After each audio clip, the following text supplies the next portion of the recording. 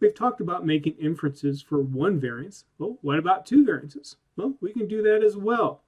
So let's say we have two different populations, population 1, population 2. They have corresponding variances of sigma 1 squared and sigma 2 squared.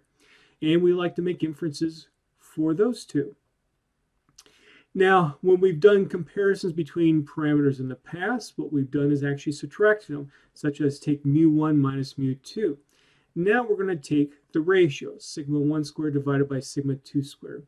And simply the reason why this occurs is that when we combine this ratio with the ratio of their corresponding estimators, S1 squared, the variance from sample number 1, divided by S2 squared, the variance from sample number 2, when we combine them in a certain way that you'll see very shortly, we can work with a nice probability distribution. And once we have a probability distribution, then we can do confidence intervals, we can do hypothesis tests. In other words, we can do inference. Okay. So where or when would, looking at the ratio of sigma 1 squared divided by sigma 2 squared be important? In other words, when would it be important to compare two variances? Here are some examples. Let's say you're trying to make a decision between investing between two different stocks that have very similar, let's say, mean returns. In other words, how much money you would make from that. Well, typically an investor, given that kind of a choice, would take then the corresponding investment that results in the smallest amount of risk. And remember how we can equate risk to a variance, so the smallest variance. Another particular situation is that suppose two types of cars claim the same miles per gallon for gas. Well, is one car more consistent than the other in terms of its miles per gallon? Again, you can measure that by looking at the two variances from the different populations. And let's say we could also look at some quality control examples to compare two frozen pizza manufacturing facilities. Random samples of pizza weights are taken. Are the facilities producing pizzas that have the same consistency in their weights? Again, let's compare the variances. So we're looking at the ratio of these two variances. And most of the time when we do this, we're very concerned about comparing this ratio to the value of 1. In the past, when we had mu1 minus mu2, we would often compare it to 0 because then that would mean mu1 is equal to mu2. Now when we're working with a ratio here, sigma 1 squared divided by sigma 2 squared, if that's equal to 1, then that means these variances are the same. Other times we might be wondering, well, is sigma 1 squared greater than sigma 2 squared? So in other words, let's look at this ratio. Is it greater than 1? Other times we might be interested in the less than. In other words, is sigma 2 squared greater than sigma 1 squared? So now to do our inferences, we're going to need to introduce now a new probability distribution. This distribution has a name that's not necessarily that interesting. It's called an F distribution. Some of the origins of this distribution actually come from a person by the name of Snedeker, who was a professor and former department chair at Iowa State University in their Department of Statistics. So this F probability distribution is just like other probability distributions that we've seen before. There's a mathematical equation that's behind it. So let's say we have a continuous random variable x that has an F distribution. Now what controls the shape of the F distribution are two different degrees of freedom parameters. We've seen in the past probability distributions that had 1 degree of freedom parameter that we needed to work with. Now we have two different ones. And here's what the mathematical function looks like. Notice that when x is greater than 0, we have this ugly looking expression for the mathematical function. But if x is less or equal to 0, then f of x is just simply equal to 0. So similar to the chi-square distribution, the F distribution only has non-zero probabilities, say, when your random variable is greater than 0. Now, if you wanted to draw a plot of this particular probability distribution, which we will shortly, all you need to do is start plugging in values of x. You get your f of x out. And of course, you would need to decide what the degrees of freedom would be too. So these degrees of freedom, again, control the shape of the probability distribution. We very frequently refer to nu sub 1 as the numerator degrees of freedom parameter, and nu sub 2 as the denominator degrees of freedom parameter. Why we do that will be very clear shortly. We're going to have basically a fraction where one of the degrees of freedom is going to be in the numerator, and the other one's going to be in the denominator. As with any other probability distribution, the corresponding random variable has a mean and a variance. This is what it looks like. At least in our class, we won't be using that directly. So let's talk about some notation then. Similar to what we've seen with other probability distributions, we will often want to find a quantile from that particular probability distribution. And so the 1 minus alpha divided by 2 quantile from an F distribution with a nu1 and nu2 degrees of freedom is denoted symbolically by the capital letter F. We put an alpha divided by 2 in the subscript, in other words, that part right there. And then we also need to indicate what the degrees of freedom are, since this quantile will change depending upon what the degrees of freedom are. So here's a plot that shows what's going on here. Let me just remove some of this stuff temporarily. And so we're trying to find the number relative to the F distribution such that the area to the left of it is 1 minus alpha divided by 2. The area to the right of it is alpha divided by 2, and this is what it will look like for some small number alpha. Now, as you might imagine, we might also want to find a lower quantile from this probability distribution for small alpha as well, and we could do that. And notice that when we do that, we can put an alpha divided by 2 here, alpha divided by 2 here, 1 minus alpha in the middle. And as we've seen in the past, for an alpha that's small, what this is basically giving us is a range for what we would expect values to fall within for a corresponding random variable that has an F distribution. And so here's our probability statement as well. Now there's an interesting property with these F distributions, and that is if I were to take this 1 minus alpha divided by 2 quantile from the F distribution, where here's my degrees of freedom, and then if I invert it, change that area underneath the curve to now alpha divided by 2 instead, and then flip the corresponding numerical values for the degrees of freedom, we get an inequality. Why that occurs, don't worry about it. I do want to point it out because sometimes if you, in some textbooks, you will see some of the stuff that we're looking at defined a different way. You might be thinking, well, wait a second, Chris told me this, but this book is telling me that. And it all has to do with this simple relationship there. Again, as you might expect in a mathematical statistics course, you would actually formally prove that. Okay, so just like with the chi-square distribution, I've set up a Excel file, an interactive Excel file that you can explore to better understand this probability distribution. So this is a 2-scale drawing of an F distribution with 5 degrees of freedom in the numerator, 20 degrees of freedom in the denominator, or nu1 and nu2. And so the 0.9 quantile is 2.15. So in other words, 0.9 is to the left of that pink line underneath that curve. Get that out of there. Oh well. And the way that this Excel file is set up, so that if I make a change, let's say now I have 20 degrees of freedom instead, although for some reason I cannot type it all, so that's too bad, but you can imagine that if I put 20 degrees of freedom in there, indeed, this particular plot will actually update itself. Please try it on your own. Okay. Well, what about finding probabilities and quantiles from an F distribution? How can we do that in R? And so what I have here is a corresponding R program to help you out. So if alpha is, let's say, 0.1, and I want to find the 1 minus alpha divided by 2 quantile with 5 degrees of freedom in the numerator, 20 in the denominator. Take a look at the corresponding arguments. Or actually, first of all, the function is called QF, quantile F distribution. The probability to the left of the number that I'm interested in is 1 minus alpha divided by 2. My new 1 parameter is 5. My new 2 parameter is 20, or what R calls DF1 and DF2 for degrees of freedom 1, degrees of freedom 2. And there we go, 3.29. I can also find probabilities.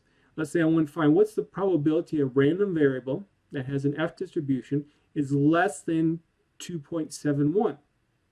Well, I can use the PF function in R to find this.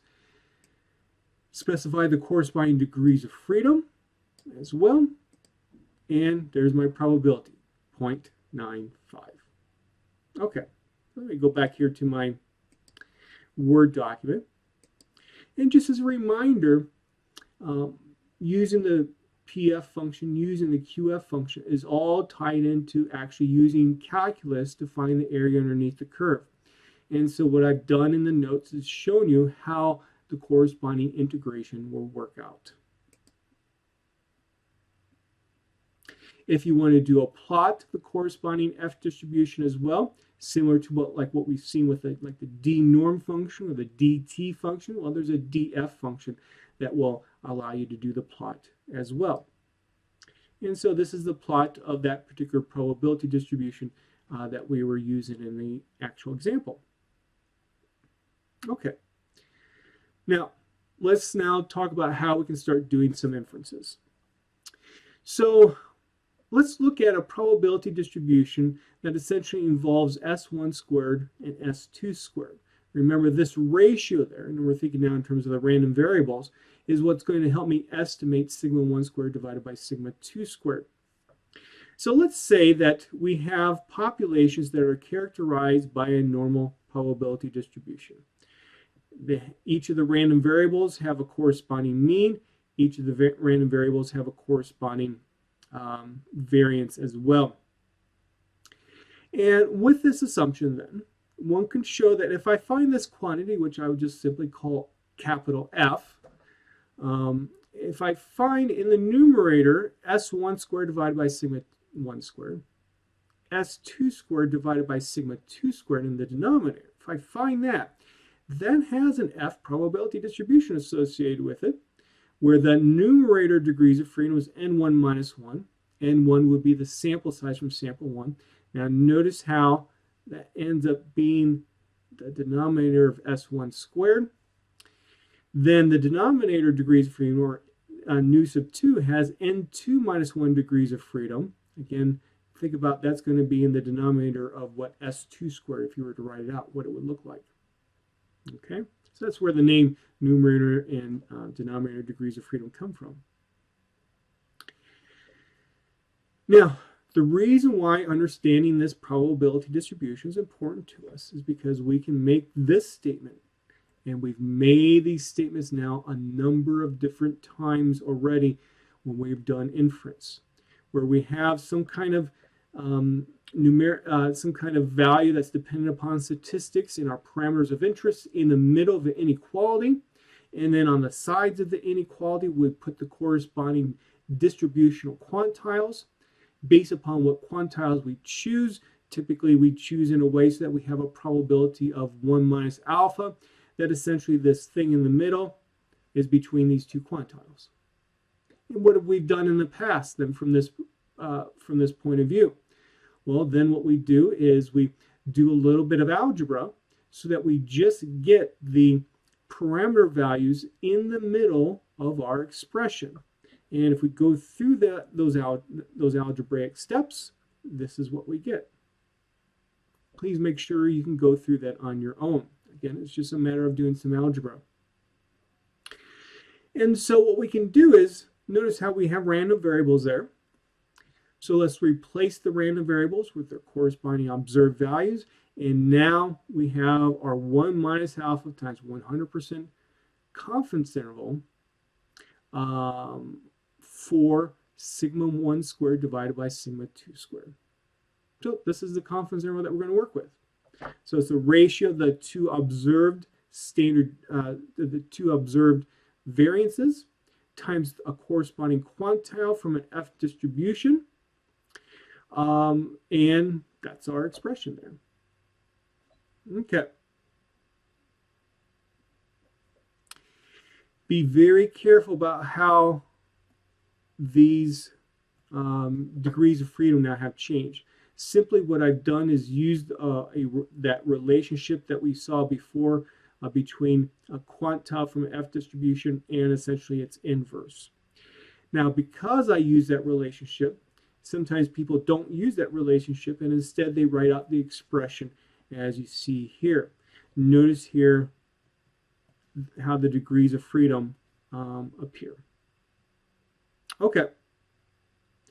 Now I can also find a confidence interval for now the ratio of the standard deviations simply by finding the square root of both that lower limit and that upper limit.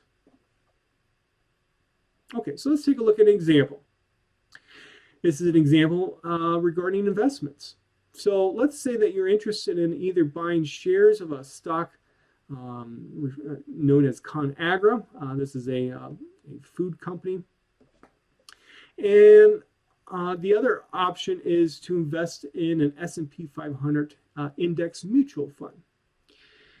Now, for most investors, they usually would think of investing in an index mutual fund that basically is trying to mimic the performance of 500 different companies that are measured by the S&P 500 index. Most people would think of that kind of investment as a less risky investment than to invest in most individual stocks, such as ConAgra. And the reason being is because while with the S&P 500 index, sometimes you're going to have some bad companies that are going to have poor performance, but you're also going to have some other companies that are going to have good performance. And one bad company is not going to, make your investment, make you lose all your money, let's say, in an extreme case. But if you invest instead in just one stock, well, that one stock typically is thought of as being more risky. It's going to have more variability in its stock price. Imagine, let's say, if there is one bad CEO that's running that particular company, runs it into the ground. On the other hand, you could potentially make a huge amount of money by, let's say, you have a CEO or other people in the company as well that are really, really, really good. So there is more risk with investing in just one company typically, but there could also be more reward as well. So what I did was to investigate this further. I took a sample of weekly performances of these of the index of the stock itself over a 1-year period.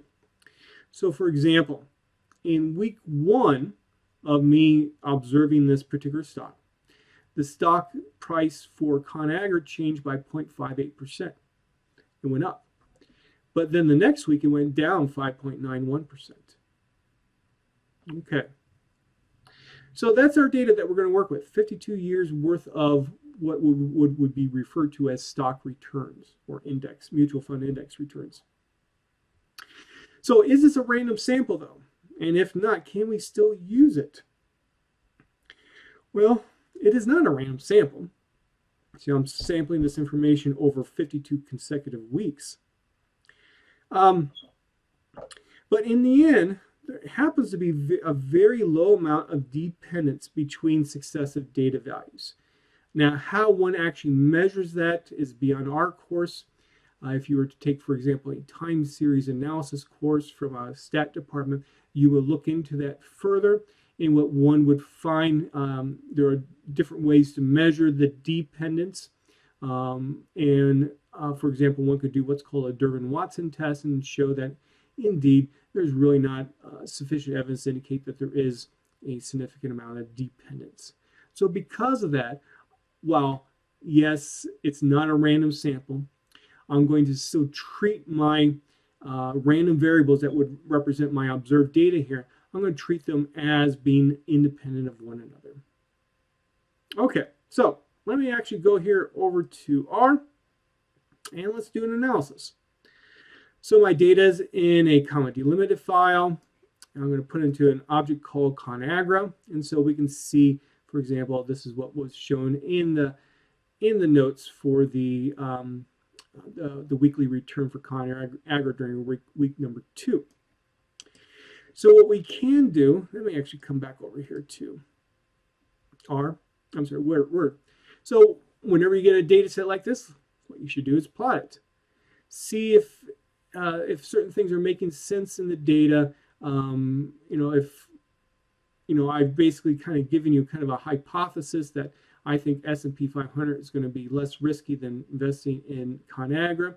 At least get an initial impression with your data if maybe your hypothesis is true. And so that's what I did here. I did a box and dot plot. And what we can see is that, look at how ConAgra's, the lows are lower, the highs are higher than corresponding to the S&P 500 index. So these ConAgra values are more spread out. And that spread out means, at least in our sample, there is more variability. There's a higher sample variance. And that might lead you to believe or start believing that, hey, once I look into inference procedures, I might be able to actually conclude that in my population itself, that I'm going to find something similar. Now, do note that due to the structure of the data in the data set itself, I had to use a little bit of a different code to actually produce the plot. I want you to look at the code on your own, but I just want to real briefly mention this right here. So for my box plot for the X argument, we haven't seen the X argument before. In the past, we've always used a formula argument. For the X argument, basically what you need is 2 columns of data corresponding to the 2 different investments. So the way I combine together these 2 columns of data representing the weekly returns for S&P 500 and ConAgra is I use a function called cbind. So I combine by column.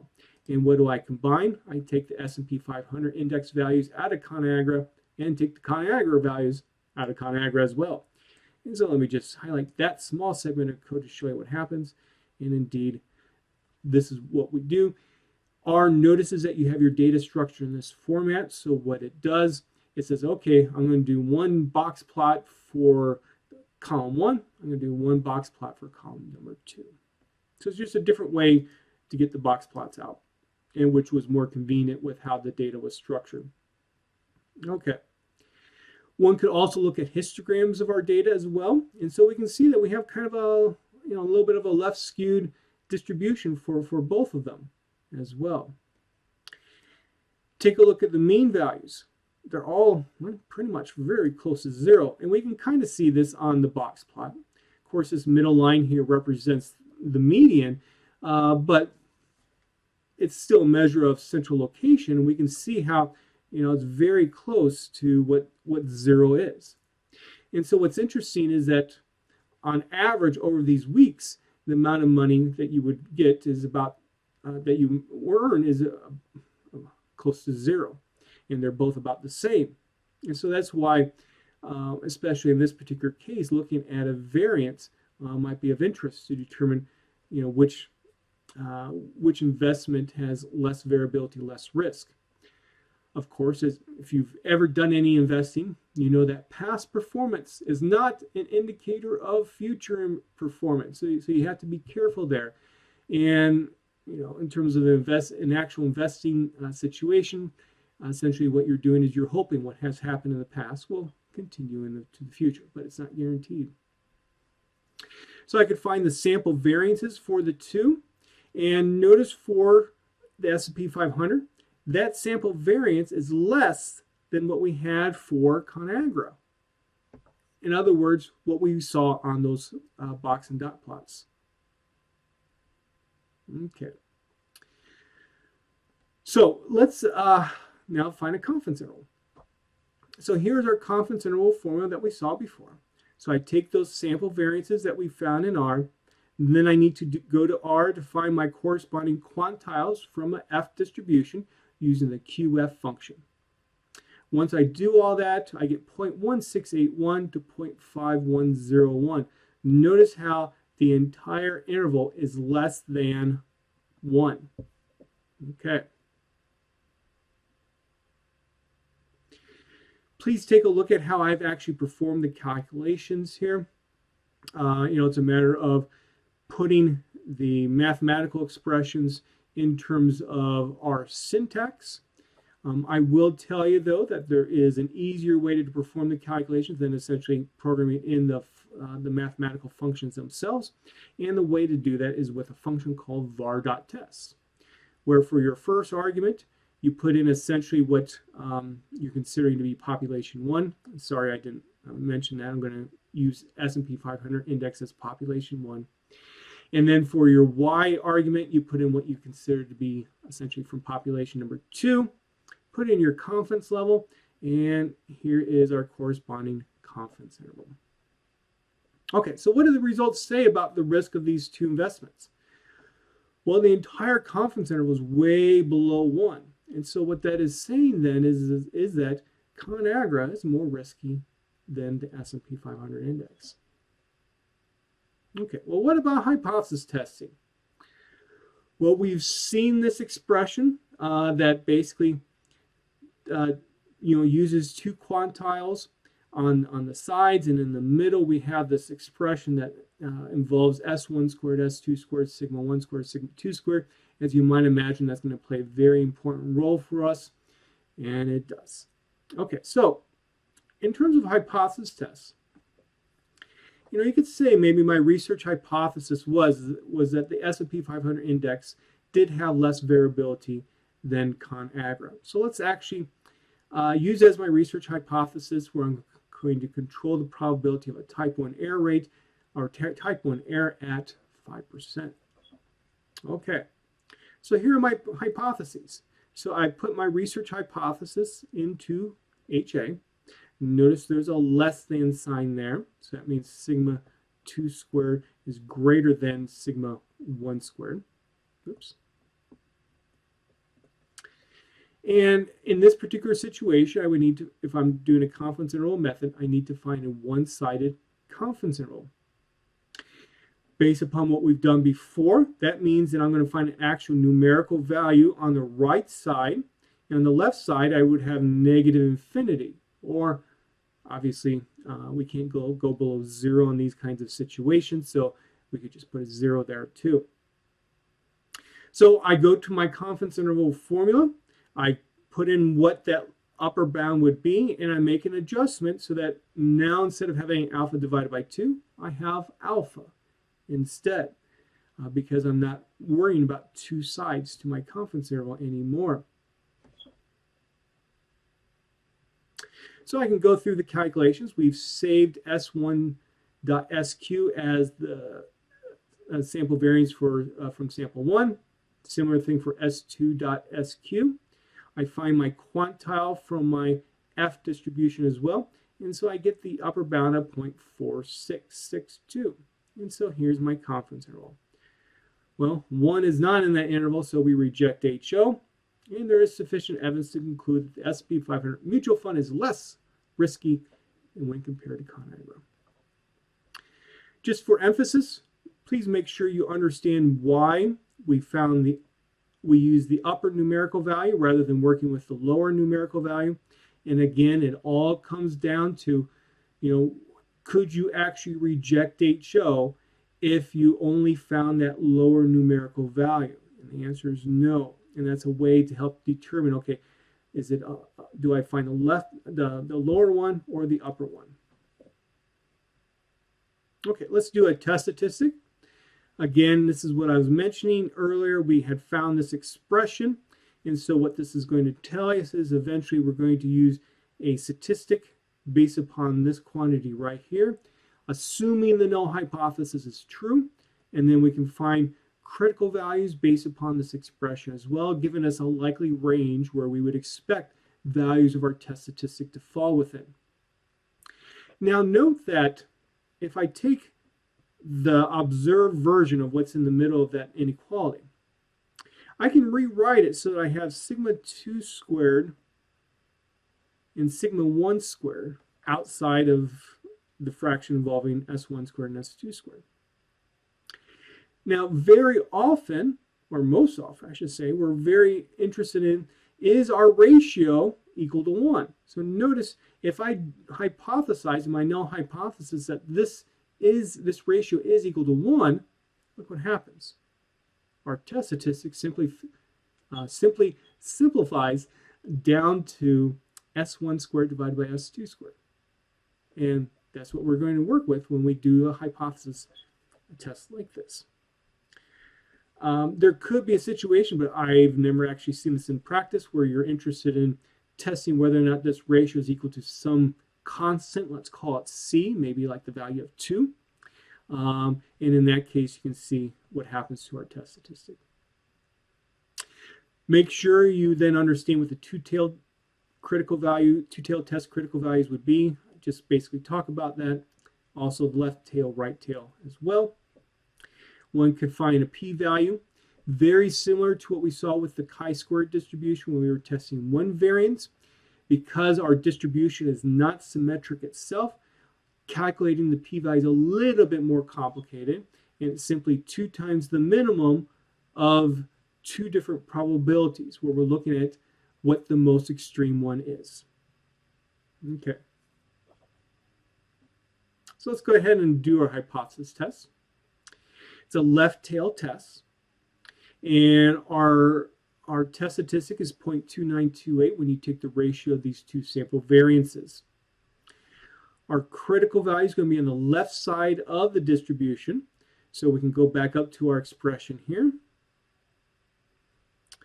Here's the left critical value, but now since I am only doing a one-tailed test, I don't need to divide by 2. So now I'm finding the 0.05 quantile, area to the right is 0.95, of our F distribution quantile. The sample size was 52 in both cases, so my degrees of freedom was 51 in both cases, so my critical value is 0.6282. And then we can draw a plot that shows what's going on here. Here is my critical value, and we can see my test statistic is way out extreme. There's very little area underneath the curve at this portion of the probability distribution. And so what this is telling me then is that if the null hypothesis was actually true, it would be very, very, very unusual to get a test statistic like this. So because 0.92 is less than 0.63, we reject HO. Again, you always need to actually make that statement. So what does this mean in terms of the original problem? Well, if there is sufficient evidence to conclude that the S&P 500 mutual fund is a less risky investment than ConAgra. Let's use the p-value method now. Instead of looking at values on the x-axis, instead what we're going to do is look at areas underneath the curve. And we saw how extreme our test statistic was before, so you would expect the area to the left of it would be very small, and indeed it is, 0.0000128. How do you find that? Well, use the PF function as we've done in the past for other probability distributions. Alpha is 0.05, so reject HO because my p-value is less than alpha, and same conclusion as before. So then the easiest way to perform these calculations is to use the var.test function. And notice how this works. We put in the sample from population 1, we put in the sample from population number 2, as I explained earlier. Now I'm going to specify what the hypothesized ratio of sigma 1 squared divided by sigma 2 squared is. And that ratio is equal to 1. I'm also going to specify that I have a left-tailed test. So alternative equal less, specify my confidence level.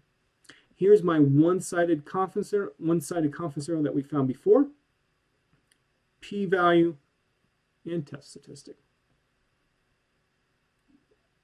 Okay, so just to conclude here, we didn't have to make an assumption regarding normality, meaning that our two populations can be characterized by normal distributions. There may be situations where that's not a good assumption to make. What can we do as an alternative? One alternative would be to use this procedure known as the bootstrap that I briefly mentioned last time with respect to a hypothesis test or confidence interval for sigma squared. Okay, so then that concludes this section on doing inferences for variances.